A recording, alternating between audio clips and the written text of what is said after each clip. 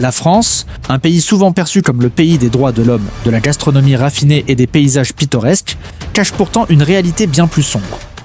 Derrière les façades haussmanniennes et les clichés de cartes postales se dissimule une autre France. Une France où la pauvreté, le chômage, l'insécurité et la crise du logement sévissent. Cette vidéo vous emmène au cœur de cette réalité méconnue, pour dévoiler la face cachée de la France. La France, ce pays souvent présenté comme une référence mondiale des droits sociaux. Mais derrière les projecteurs de la Tour Eiffel et les vitrines de l'avenue Montaigne, se cache une réalité glaçante que beaucoup préfèrent ignorer. La pauvreté de masse. En 2024, plus de 10 millions de personnes vivent sous le seuil de pauvreté, soit 15,9% de la population. Ce chiffre n'est pas seulement une statistique, c'est un cri silencieux. Une fracture profonde dans un pays qui se veut égalitaire. Et la situation est encore plus brutale pour les enfants. Plus d'1 sur 5 vit dans la pauvreté. Des enfants qui, dès leurs premières années, apprennent à survivre avant même de savoir rêver. Des familles qui jonglent chaque mois entre la facture d'électricité, les repas et un loyer devenu impossible. Dans certaines villes, les files d'attente devant les distributions alimentaires s'allongent. Des mères seules, des retraités, des travailleurs précaires, tous dans l'ombre, tous invisibles. Dans les grandes métropoles comme Paris, Marseille ou Lyon, la pauvreté n'est plus en périphérie.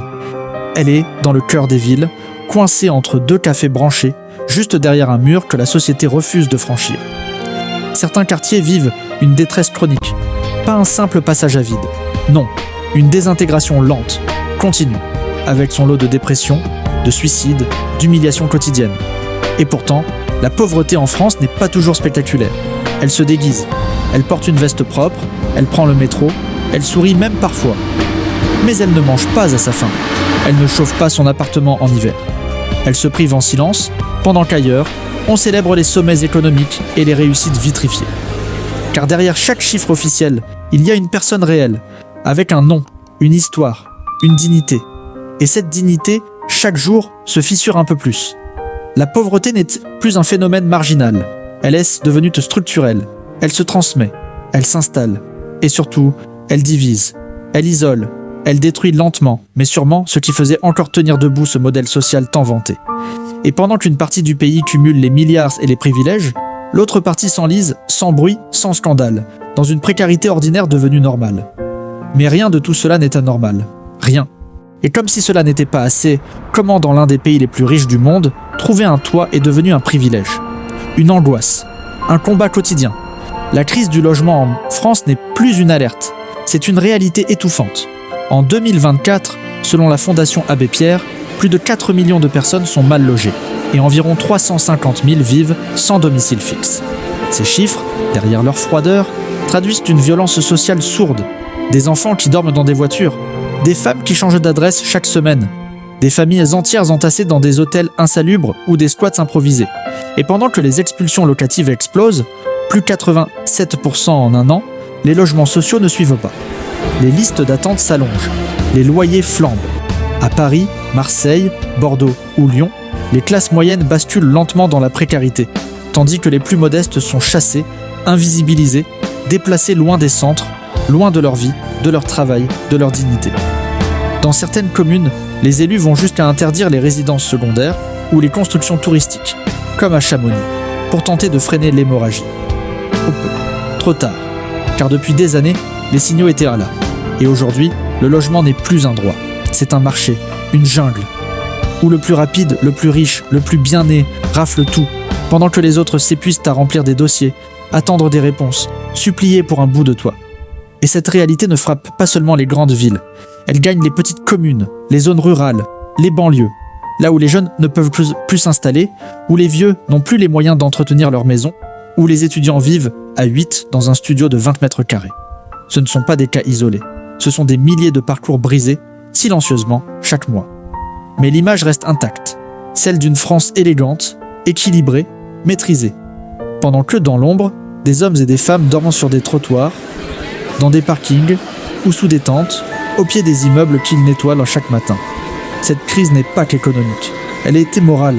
Elle questionne la capacité d'un pays à loger les siens, à protéger les plus fragiles, à refuser que la pierre devienne plus précieuse que l'humain. Et pourtant, les grues tournent. Les projets de résidences de luxe se multiplient. les appartements vides se comptent par dizaines de milliers. La spéculation continue. Pendant ce temps, le droit au logement devient une illusion, une promesse creuse, gravée sur du papier glacé, pendant que le béton avale les espoirs. Mais là, il y a encore de l'espoir, car il y a pire que ça. En apparence, les chiffres semblent rassurants. Le taux de chômage en France tourne autour de 7,3% fin 2024. Une moyenne européenne, pourrait-on dire. Mais derrière cette façade de stabilité statistique, la réalité du travail est bien plus féroce. Parce qu'aujourd'hui, avoir un emploi ne signifie plus sortir de la précarité. Et chercher du travail est souvent un labyrinthe sans fin. La précarité de l'emploi ronge des millions de parcours. CDD à répétition, intérim épuisant, temps partiel imposé, auto-entrepreneuriat déguisé en esclavage moderne. Le marché du travail s'est transformé en un échiquier où seuls ceux qui savent tricher avancent. Les autres, ils rament, ils s'adaptent, ils acceptent, par peur de perdre, par peur de tout perdre. Les jeunes diplômés multiplient les stages sous-payés, les reconversions précipitées, les emplois sans lendemain.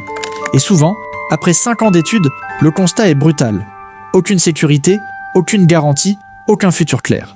Les plus âgés, écartés, catalogués, remplacés par des profils plus flexibles, et tant pis pour l'expérience.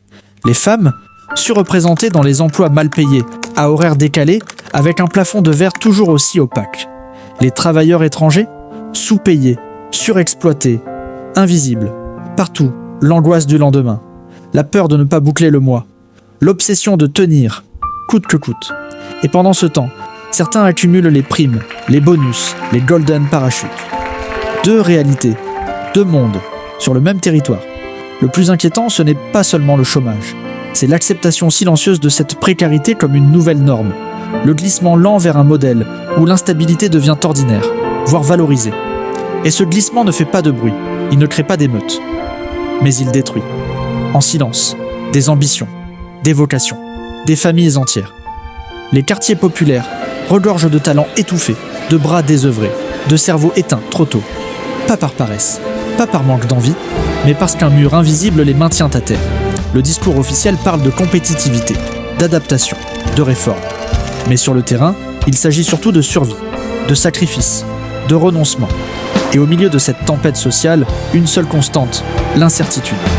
Par ailleurs, la France est frappée par un autre problème majeur, l'insécurité. Car derrière les façades élégantes et les lumières scintillantes, une autre réalité s'impose, celle d'une insécurité grandissante qui ronge le quotidien. En 2024, les statistiques révèlent une stabilisation inquiétante des délits, avec des hausses notables dans certaines catégories. Les violences sexuelles ont augmenté de 7%, tandis que les tentatives d'homicide ont connu une hausse de 7% également. Ces chiffres ne sont pas de simples données. Ils traduisent une atmosphère de tension et de peur qui s'installe insidieusement. Les quartiers, autrefois paisibles, deviennent le théâtre de violences urbaines récurrentes. Les épisodes de violence, déclenchés par des tensions sociales et des confrontations avec les forces de l'ordre, se multiplient, laissant derrière eux des cicatrices profondes dans le tissu social. Le trafic de drogue atteint des sommets alarmants, avec des violences qui ne se limitent plus au règlement de compte entre trafiquants. Des innocents, y compris des enfants, sont désormais pris pour cible, comme en témoigne la blessure par balle d'un enfant de 5 ans à Rennes en octobre 2024. Ces actes illustrent une escalade de la violence qui dépasse les frontières des zones traditionnellement touchées. Face à cette montée de l'insécurité, les autorités déploient des moyens considérables. Les Jeux Olympiques de 2024 ont été l'occasion de mettre en place un dispositif de sécurité sans précédent, avec le déploiement de 30 000 à 45 000 policiers et gendarmes, 20 000 agents de sécurité privés et 10 000 militaires. Cependant, ces mesures exceptionnelles soulèvent des questions sur leur pérennité et leur efficacité à long terme. Le sentiment d'insécurité s'ancre profondément dans la société. Selon un sondage Ipsos, 37% des Français considèrent la criminalité et la violence comme leur principale préoccupation en avril 2025. Ce chiffre reflète une inquiétude croissante qui transcende les clivages politiques et sociaux. L'insécurité en France ne se résume pas à des chiffres ou à des faits divers.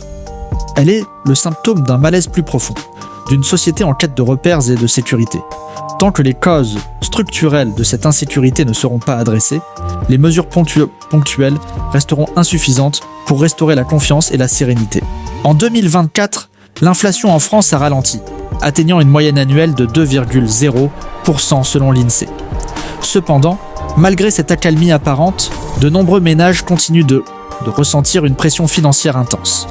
Les dépenses essentielles, telles que le logement, l'alimentation et l'énergie, pèsent lourdement sur les budgets familiaux. Par exemple, le budget mensuel moyen consacré à l'alimentation s'élève à 488 €, en hausse de 18% par rapport à 2022. Les prix des produits alimentaires ont augmenté de 1,4% en 2024, après une hausse de 11,8% en 2023. Cette augmentation, bien que modérée, s'ajoute à une série de hausses précédentes, rendant les produits de base moins accessibles pour de nombreuses familles. Les dépenses liées au logement représentent désormais 22% du budget des ménages, contre 19,5% en 2000, réduisant d'autant les fonds disponibles pour d'autres besoins essentiels. Malgré une augmentation du pouvoir d'achat de 2,1% en 2024, selon l'INSEE, de nombreux Français ne ressentent pas cette amélioration dans leur quotidien. Les dépenses contraintes, telles que les factures d'énergie et les loyers, absorbent une part croissante des revenus, laissant peu de marge pour les dépenses discrétionnaires. Cette situation est exacerbée par une perception généralisée d'une baisse du niveau de vie, avec 41% des Français anticipant une diminution de leur pouvoir d'achat. Les comportements de consommation ont évolué en conséquence.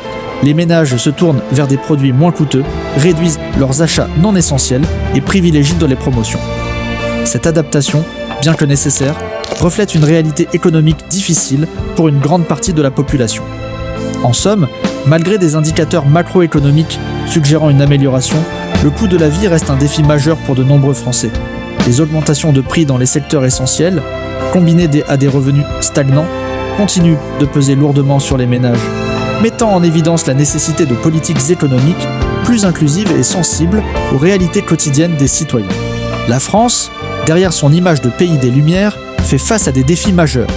Pauvreté, crise du logement, précarité de l'emploi, insécurité, coût de la vie élevé et controverses politiques. Cette réalité, souvent occultée, mérite d'être connue et comprise. Il est essentiel de regarder au-delà des apparences pour appréhender les véritables enjeux auxquels le pays est confronté. Merci d'avoir regardé notre vidéo, nous vous invitons à vous abonner et à nous laisser un gros pouce et on se dit à bientôt pour une nouvelle vidéo.